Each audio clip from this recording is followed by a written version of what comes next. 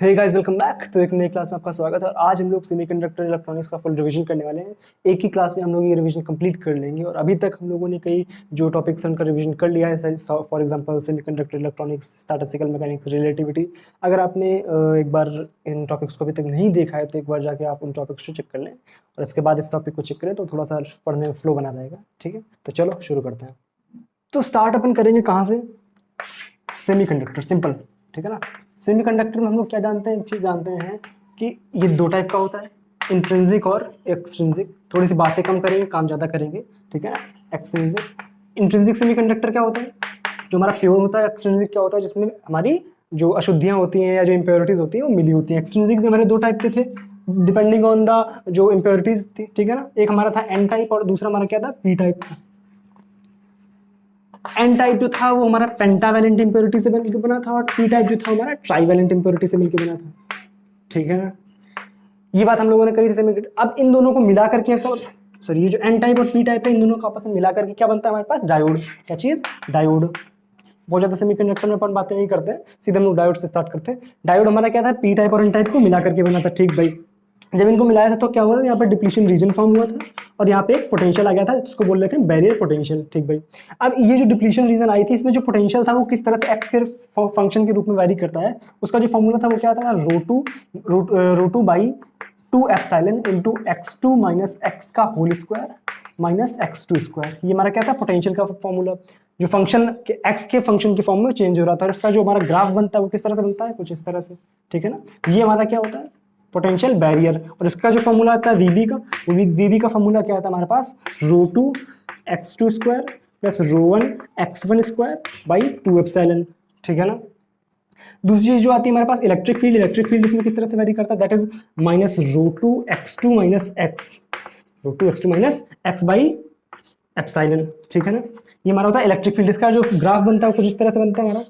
ठीक है ना। यहाँ पर हमारा होता है x equal to 0 minus rho two x2 by epsilon. इधर हमारा इलेक्ट्रिक फील्ड, इधर हमारा x, इसमें हमारा इधर ये पोटेंशियल था, इधर हमारा x था। ठीक है ना।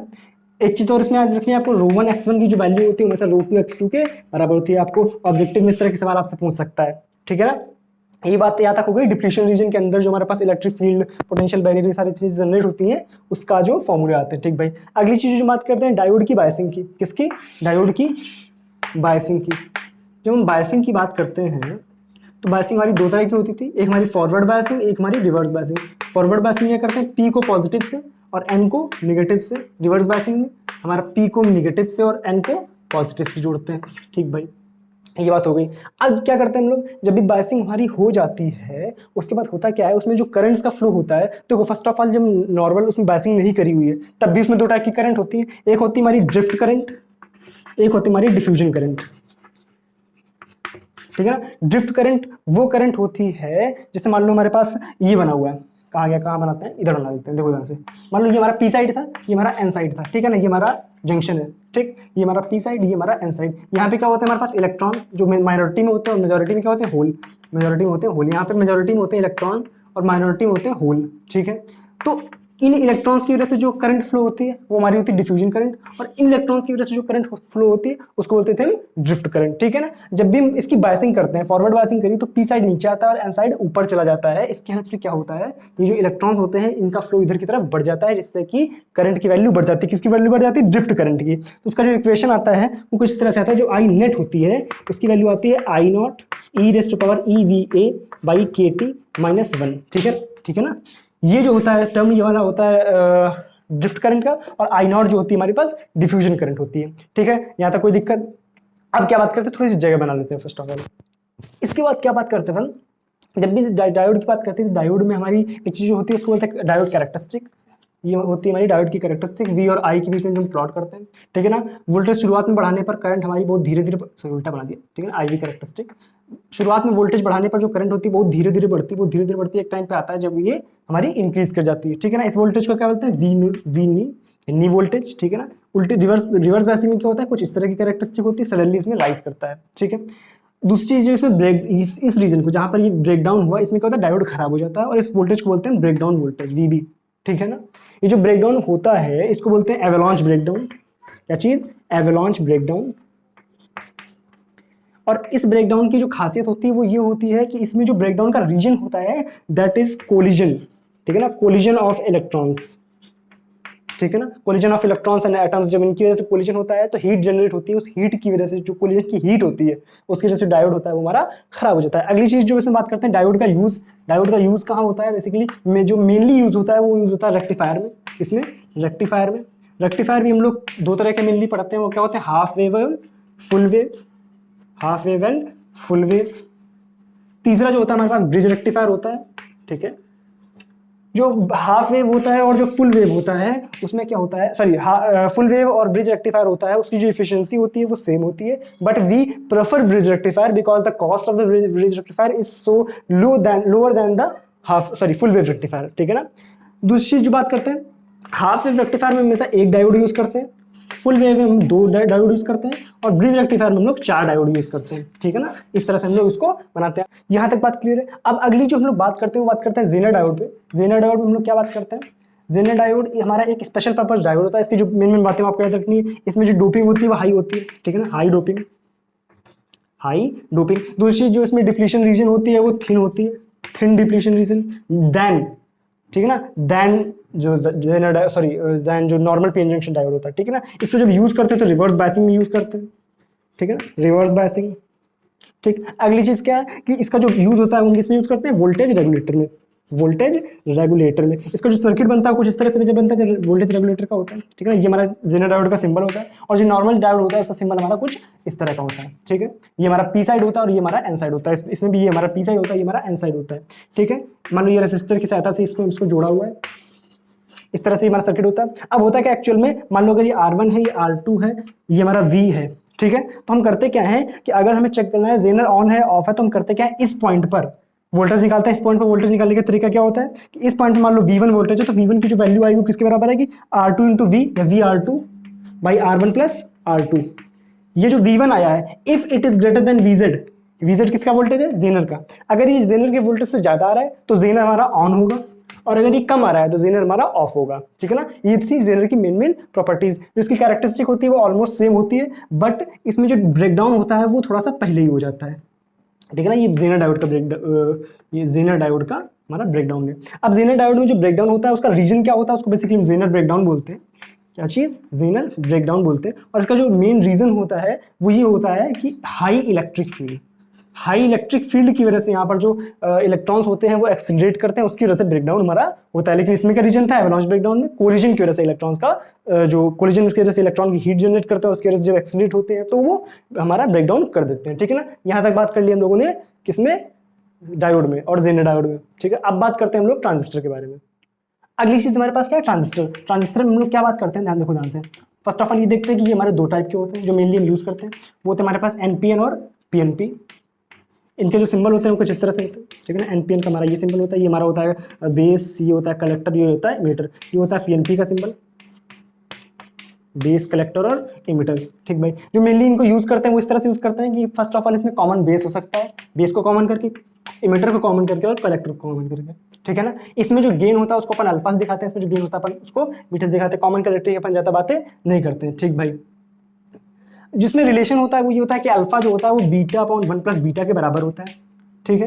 दूसरी चीज जो अल्फा होता है उसका जो फॉर्मूला होता है that is IC upon IE, ठीक है ना। और जो बीटा होता है उसका जो मेन फॉर्मूला होता है वो होता है IC अपॉन IB। बात क्लियर है तक। अगली चीज जिसमें बात करते हैं वो ये होती है कि जो इसके रीजन होते हैं वो मेनली क्या होते हैं। जब ट्रांजिस्टर को हम यूज करते हैं तो 3 रीजन में यूज करते हैं। कट ऑफ रीजन, इसमें क्या होता है हमारा कि इनपुट हमारा रिवर्स बायस होता है, इसमें इधर इनपुट लिखेंगे इधर आउटपुट लिखेंगे, ठीक है ना। और आउटपुट भी हमारा फॉरवर्ड बायस या रिवर्स बायस आप कुछ भी कर सकते हो, काम करने वाला नहीं है, ठीक है। एक्टिव रीजन में क्या होता है, एक्टिव में ये होता है कि हमारा जो इनपुट होता है वो फॉरवर्ड बायस और आउटपुट हमारा रिवर्स बायस होता है, ठीक है। और जो तीसरा रीजन होता है that is called saturation region. Saturation region में क्या होता है हमारा कि जो इनपुट होता है वो हमारा फॉरवर्ड बायस और आउटपुट भी हमारा फॉरवर्ड बायस होता है, ठीक है ना। ये 3 रीजन में ट्रांजिस्टर काम करता है। अगली चीज जो इसमें होती है that is leakage current. Leakage current क्या होती है, जब भी कॉमन बेस और कॉमन इमीटर में मान लो यूज कर रहे हैं तो लीकेज करंट क्या होती है, जो एक्स्ट्रा करंट हमारे माइनॉरिटी चार्ज कैरियर्स की वजह से होती है उसको बोलते हैं लीकेज करंट, ठीक है ना। इसका जो फॉर्मूला होता है जब सीबी की बात करते हैं तो लीकेज करंट को हम ICBO से दिखाते हैं और इसमें हम ICEO से दिखाते हैं, ठीक है। अब इनके जो फॉर्मूले होते हैं वो क्या होते हैं कि जब भी हम आई कॉमन बेस की बात करते हैं तो आई सी जो होता है वो beta times I B plus I C B O के बराबर होता है, और जब भी हम कॉमन इमिटर की बात करते हैं तो alpha times I E plus I C E O के बराबर होता है। इसको हम इस तरह से भी लिख सकते हैं रीअरेंज करके, beta times I B plus 1 plus beta times I C B O. अब आई सी ओ जो होता है वो इसके बराबर होता है, इसको भी अपन लिख सकते हैं इस तरह से, ठीक है ना, यहाँ तो कोई दिक्कत है। अब नेक्स्ट चीज हम क्या बात करते हैं इसमें कि ट्रांजिस्टर की कैरेक्टरिस्टिक, कॉमन बेस की जब हम बात करते हैं तो इनपुट कैरेक्टरिस्टिक कुछ इस तरह से, कॉमन बेस के लिए पहले बनाते हैं, ठीक है ना। इनपुट कैरेक्टरिस्टिक कुछ इस तरह से होती है, दोनों में सेम ही ऑलमोस्ट होती है, ठीक है ना। इस तरह से हमारी इनपुट कैरेक्टरिस्टिक होती है। इधर हमारा क्या होता है, ये हमारा इस तरह से फिगर होता है ना कॉमन बेस का, ये हमारा इमिटर, ये हमारा कलेक्टर, ये हमारा बेस, ठीक है ना। तो इनपुट में हम दिखाते हैं वी बी ई, और इधर सॉरी उल्टा दिखा दिया क्या, नहीं सही है, वी बी ई, और इधर करंट में क्या दिखाएंगे हम, आई ई। अगली चीज होती है आउटपुट कैरेक्टरिस्टिक बनाते हैं, तो आउटपुट कैरेक्टरिस्टिक कुछ इस तरह से कॉमन बेस की ड्रॉ करते हैं। ये किसके बीच में होती है हमारे पास, आउटपुट वोल्टेज, आउटपुट वोल्टेज हमारा क्या है वी सी बी, और आउटपुट करंट क्या हमारी आई सी, ठीक है ना। ये होती है हमारी आउटपुट कैरेक्टरिस्टिक कॉमन बेस के लिए। जब भी हम कॉमन कलेक्टर की सॉरी कॉमन एमिटर की बात करते हैं इसमें इनपुट कैरेक्टरिस्टिक ऑलमोस्ट सेम होती है, ठीक है ना। इसमें कांस्टेंट क्या रखते हैं हम लोग, आउटपुट वोल्टेज यानी वी सी बी कांस्टेंट रखते हैं। इसमें क्या हम लोग इनपुट करंट यानी आई ई कांस्टेंट रखते हैं, ठीक है। इसमें क्या होता है हमारा जो इनपुट होता है वो हमारा होता है वोल्टेज वी बी ई, और आउट जो इनपुट करंट होती है वो होती है आई बी। जिसमें आउटपुट कैरेक्टरिस्टिक बनती है वो कुछ इस तरह की बनती है, ये, ठीक है ना। ये जो आउटपुट वोल्टेज होता है वो होता है वी सी ई, और आउटपुट करंट होती है हमारी आई सी। इसमें जो कॉमन जो कांस्टेंट रखते हैं वो कांस्टेंट रखते हैं आई बी को, और इसमें जो कांस्टेंट रखते हैं वो कांस्टेंट रखते हैं वी सी ई को, ठीक है ना। थोड़ी थोड़ी बातें आपको याद रखनी है। तो ये बात हो गई ट्रांजिस्टर की मेन बातों पे। अब बात करते हैं हम लोग एम्पलीफायर पे। नेक्स्ट चीज हमारे पास क्या है, एम्पलीफायर। एम्पलीफायर बेसिकली क्या होता है, इसका जो काम होता है वो जो सिग्नल को एम्पलीफाई करना होता है, एम्पलीफायर, ठीक है ना। मतलब मान लो अगर हम इस तरह का सिग्नल हम कुछ दे रहे हैं तो आउटपुट में हम लोग कुछ इस तरह का, जब नॉर्मल वोल्टेज एम्पलीफायर की बात करते हैं तो वहाँ पे क्या होता है 180 डिग्री का फेज चेंज हमको मिलता है। सिग्नल एम्पलीफाई होगा बस फेज चेंज हो जाता है, ठीक है ना। इसका जो हमारा थ्योरेटिकल सर्किट होता है कुछ इस तरह से होता है, वही नॉर्मल इसमें हम यूज करते हैं। ये एक रेसिस्टर, एक ये बैटरी सोर्स, एक रेसिस्टर, एक बैटरी सोर्स, इस तरह से लगाते हैं, ठीक है ना, इस तरह से लगा देते हैं। बट जो हमारा थ्योरेटिकल सर्किट होता है यूजफुल नहीं होता है, क्यों, क्योंकि इसमें कुछ डिमेरिट्स होती हैं। डिमेरिट्स क्या होती है इसकी, कि फर्स्ट ऑफ ऑल जो इसमें ट्रांजिस्टर होता है, जब भी हम नॉर्मल सर्किट यूज करते हैं तो उसमें हम ट्रांजिस्टर को जब चेंज करते हैं तो ट्रांजिस्टर को चेंज करने से क्या होता है कि हमारे जो आउटपुट पे फर्क पड़ जाता है। तो हम चाहते हैं कि ट्रांजिस्टर को चेंज करने पर आउटपुट पे फर्क ना पड़े। दैट मीन्स जो सर्किट है उसको हम बीटा इंडिपेंडेंट बना दे। बीटा इंडिपेंडेंसी अगर आ जाएगी तो हमारा आउटपुट फर्क नहीं पड़ने वाला। तो पहली चीज जो होती है इसकी डिमेरिट वो ये होती है कि उसको हम बीटा इंडिपेंडेंट बनाना चाहते हैं, यानी जो ये होता है ये बीटा पे डिपेंड करता है, तो बीटा के इंडिपेंडेंट। दूसरी जो इसकी डिमेरिट होती है, दूसरी क्या होती है कि ये जो होता है जब भी इसमें जब हम इसको मतलब इस तरह से ना जैसे करंट फ्लो करेगी तो टेम्परेचर इंक्रीज करेगा। टेम्परेचर बढ़ने से क्या होता है कि इसमें आईसी की वैल्यू बढ़ती है, और आईसी की वैल्यू बढ़ने से इसमें लीकेज करंट बढ़ती है। लीकेज करंट बढ़ने से फिर आईसी बढ़ जाता है और उसकी वजह से टेम्परेचर इंक्रीज होता है। इससे होता क्या है हमारा कि ट्रांजिस्टर जो होता है खराब हो जाता है। इस प्रोसेस को बोलते हैं थर्मल रनअवे। क्या चीज, थर्मल रनअवे। तो हम थर्मल रनअवे से भी बचना चाहते हैं। और तीसरी चीज जो होती है जो स्टेबिलिटी फैक्टर। स्टेबिलिटी फैक्टर का जो फॉर्मूला होता है कुछ इस तरह से होता है 1 + beta upon 1 - beta into DICO by DIC, ठीक है ना।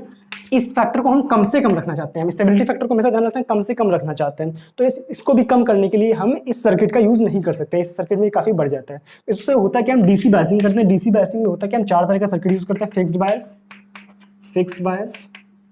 ठीक है ना, कलेक्टर टू बेस बायस, तीसरा होता है हमारे पास एमिटर बायस, ठीक है ना, और लास्ट होता है हमारे पास वोल्टेज डिवाइडर बायस, ठीक है ना। मेनली जो हम यूज करते हैं वो यूज करते हैं वोल्टेज डिवाइडर बायस। इसमें क्या होता है हमारी जो तीनों प्रॉपर्टीज होती हैं इसके फुलफिलमेंट करने की इसके अंदर क्षमता होती है। तो तीनों जो प्रॉपर्टीज होती है फुलफिलमेंट हो जाती है, और वोल्टेज डिवाइडर बायस सर्किट को हम यूज करते हैं। इसका सर्किट जो होता है कुछ इस तरह का दिख रहा होता है हमारे पास, एक यहाँ पे रेसिस्टर, एक यहाँ पे रेसिस्टर, एक ये रेसिस्टर, एक ये रेसिस्टर, इस तरह से लगा होता है। इसको बोलते हैं वोल्टेज डिवाइडर बायस सर्किट, ठीक है ना। ये R1 R2 होता है, ये हमारा RC होता है, और ये हमारा RE होता है। यहाँ पे कैपेसिटर लगा होता है, ठीक है ना। ये हमारा वोल्टेज डिवाइडर बायस का सर्किट होता है। तो इस सर्किट हम क्या यूज करते हैं, इस सर्किट को। और भी हम इसमें जो इसमें क्या बोल सकते हैं कि और इसको एक तरह से अच्छे फॉर्म में रिप्रेजेंट करके भी इस सर्किट को बना सकते हैं। अब इतना ज्यादा डिटेल में पढ़ने का टाइम है नहीं, अपन जल्दी जल्दी इसकी बात करते हैं। अगली चीज जो बात करते हैं that is load line and due point. Load line में क्या होता है, लोड लाइन में होता क्या एक्चुअल में कि हम आउटपुट सर्किट में जो आउटपुट जंक्शन लगा हुआ है, इस आउटपुट जंक्शन में केवीएल इक्वेशन लगाते हैं। उस केवीएल इक्वेशन में होता क्या है कि हमारे पास VCE और IC में एक इक्वेशन आती है। वो इक्वेशन लीनियर होती है। कैसी होती है, लीनियर होती है। और उस इक्वेशन को जब हम प्लॉट करते हैं VCE और IC की जो उस इक्वेशन को प्लॉट करते हैं तो कुछ स्ट्रेट लाइन की इक्वेशन आती है, बट वी नो दैट कि आउटपुट में ये इक्वेशन तो नहीं आती, आउटपुट की जो कैरेक्टरिस्टिक होती है वो ये होती है, ठीक है ना। तो ये जो लाइन आई थी जो हमने एक तरह से जो कैलकुलेशन से प्लॉट करी थी, इसको बोलते हैं लोड लाइन, ठीक है ना, डीसी लोड लाइन, बात क्लियर। और ये जो डीसी लोड लाइन होती है एक्चुअल कैरेक्टरिस्टिक को जहां पर कट करती है, इसको बोलते हैं क्यू पॉइंट, बात क्लियर है। और दूसरी बात ये होती है जो क्यू पॉइंट होता है, Q point is the most stable point. Q क्या होता है? स्टेबल पॉइंट होता है। हम हमेशा यही फाइंड करना चाहते हैं, क्यू के करस्पॉन्डिंग जो VCE और IC की वैल्यू आती है हम यही कैलकुलेट करना चाहते हैं, इसके बेसिस पे हम आउटपुट को स्टेबल कर सकते हैं, ठीक है ना, इसमें फ्लक्चुएशंस नहीं होंगे। दूसरी जो मोस्ट स्टेबल हमारा VCE होता है वो होता है VCC/2, ठीक है ना, ये मोस्ट स्टेबल VCE होता है, VCC/2। कभी कभी शॉर्ट में इस तरह से आपसे क्वेश्चन पूछ सकता है, ठीक है ना। तो ये बात हो गई हमारे पास load line and Q point की। अब बात करते हैं हम लोग पावर एम्पलीफायर पे। पावर एम्पलीफायर में जो मेन क्वेश्चन पूछे जाते हैं वो इफिशिएंसी वगैरह पे पूछे जाते हैं और बेसिकली क्रॉस ओवर डिस्टॉर्शन वगैरह पे सवाल पूछ जाता है। तो बेसिकली आपको इसकी इफिशिएंसी वगैरह ज़्यादा याद रखनी है। हमारे जो पावर एम्पलीफायर थे वो 3 तरह के होते हैं मेनली, जो हम पढ़ना है, बाकी तो और भी तरह के होते हैं, ठीक है ना। A, B और AB हम लोग को पढ़ने होते हैं, ठीक है। A एम्पलीफायर जो होता है उसकी इफिशिएंसी होती है 25%, ठीक है, जब इसको हम नॉर्मल RC कपल्ड में यूज करते हैं, ठीक है। जब भी इसको हम ट्रांसफार्मर कपल्ड या पुश पुल में यूज करते हैं, पुश पुल में जब यूज करते हैं तो इसकी जो इफिशिएंसी होती है 50% हो जाती है, बट फिर भी बहुत कम होती है, ठीक है ना। B को जब यूज करते हैं तो इसकी जो इफिशिएंसी होती है वो 78.5% होती है, और जब AB को यूज करते हैं तो इसकी भी इफिशिएंसी हम 78.5 कैलकुलेट करते हैं, ठीक है। बट B के ऊपर हम AB को प्रेफर करते हैं। क्यों ऐसा प्रेफर करते हैं कि जो B होता है इसमें एक तरह का डिस्टॉर्शन आ जाता है, that is called cross over distortion, ठीक है ना, क्रॉस ओवर डिस्टॉर्शन। इस डिस्टॉर्शन से होता क्या है, इस पे भी सवाल पूछे गए हैं कि क्रॉस ओवर डिस्टॉर्शन जो होता है एक्चुअली क्या होता है, कि क्रॉस ओवर डिस्टॉर्शन होता है कि मान लो ये सिग्नल आपका था, ठीक है ना, नॉर्मल सिग्नल इस तरह से होता है, बट लो वोल्टेज पर आकर के सिग्नल जो होता है थोड़ा सा बेकार सा हो जाता है, इस तरह से, मान लो इस तरह से आया, ठीक है ना, इस तरह से कुछ हो जाता है। ये वाला जो पोर्शन होता है इसको बोलते हैं क्रॉस ओवर डिस्टॉर्शन, ठीक है ना। तो इस कब होता है? लो वोल्टेज पे, इधर हमारा वो भी है ना, तो इधर लो वोल्टेज पे आकर के क्रॉस ओवर डिस्टॉर्शन होता है, तो इसको हमें रिमूव करना होता है, इसकी वजह से हम AB सर्किट का यूज करते हैं, ठीक है ना। अब अगली बात हम क्या करते हैं, इसमें बहुत ज्यादा डिटेलिंग में जाने का टाइम है नहीं अपने पास। अब अगली जो हम बात करते हैं that is on the FET, ठीक है ना, field effect transistor. Field effect transistor हमारा 2 तरह का था, किस तरह का? JFET और MOSFET, जो हमें पढ़ना है बेसिकली, ठीक है ना। JFET और MOSFET, JFET भी हमारा 2 तरह का था, क्या था? N चैनल और P चैनल, ठीक है। फर्स्ट ऑफ ऑल MOSFET का 2 तरह से इस तरह से बाइफर्केशन होता है। फर्स्ट ऑफ ऑल होता है डिप्लीशन टाइप, और दूसरा होता है इनहांसमेंट टाइप, ठीक है ना। इनहांसमेंट टाइप भी 2 टाइप का, N चैनल P चैनल, और डिप्लीशन टाइप भी 2 टाइप का होता है, N चैनल और P चैनल, ठीक है ना।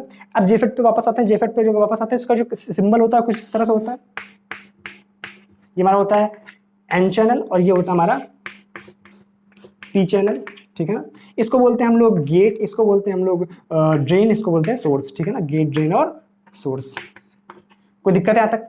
अब इसके बाद JFET में हम लोग क्या बात करते हैं? कैरेक्टरिस्टिक की। कैरेक्टरिस्टिक में क्या होता है, अब इसकी इक्वेशन भी देख लेते हैं। जो इसमें इक्वेशन बनती है वो ये बनती है, चलो एक बार कैरेक्टरिस्टिक देख लेते हैं फिर समझ आ जाएगा, ठीक है ना। इसकी जो कैरेक्टरिस्टिक बनती है वो कुछ इस तरह से बनती है कि इधर हम रखते हैं VDS और इधर रखते हैं ID, ठीक है ना। इसकी जो कैरेक्टरिस्टिक होती है कुछ इस तरह से बनती है, देखो ध्यान से, इस तरह से। और ये शुरुआत में जो करंट होती है वो लीनियर होती है, फिर इसके बाद एक पॉइंट पे सैचुरेट हो जाती है। जिस पॉइंट पे ये जो VDS होता है, सॉरी, जो करंट होती है कांस्टेंट हो जाती है, इस पॉइंट को बोलते हैं पिंच ऑफ वोल्टेज। क्या चीज बोलते हैं? Pinch of voltage. और जिस पॉइंट पे ये हमारी सैचुरेट होती है उस करंट को बोलते हैं IDSS, ठीक है ना। सिंपल आप IDSS याद रखोगे। इसका जो फॉर्मूला आता है ID का वो जिस तरह से आता है, IDSS 1 - VGS upon VP pinch of voltage का होल स्क्वायर, ये आता है हमारा ID का फॉर्मूला, ठीक है ना यहाँ तक।